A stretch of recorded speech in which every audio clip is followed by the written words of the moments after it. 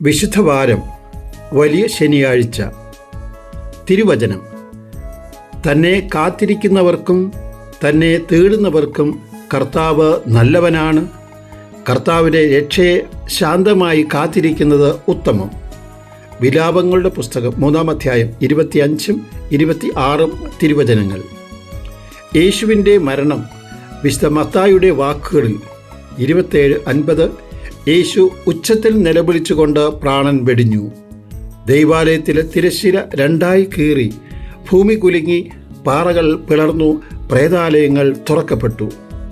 അരിമത്ഥ്യക്കാരൻ ജോസഫും നിക്കോദേമസും യഹൂദ ആചാരപ്രകാരം യേശുവിൻ്റെ ശവസംസ്കാരം നടത്തി.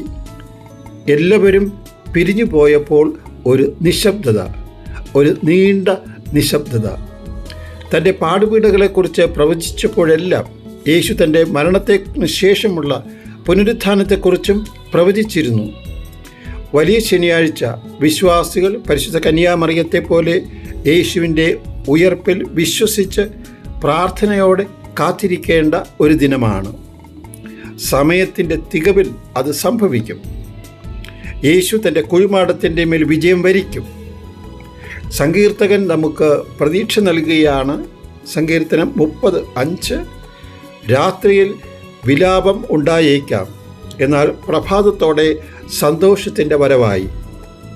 പരിശുദ്ധ കന്യാമറിയത്തെ പോലെ വിശ്വാസത്തോടെ, പ്രതീക്ഷയോടെ പുതിയ പ്രഭാതത്തിനായി നമുക്ക് കാത്തിരിക്കാം.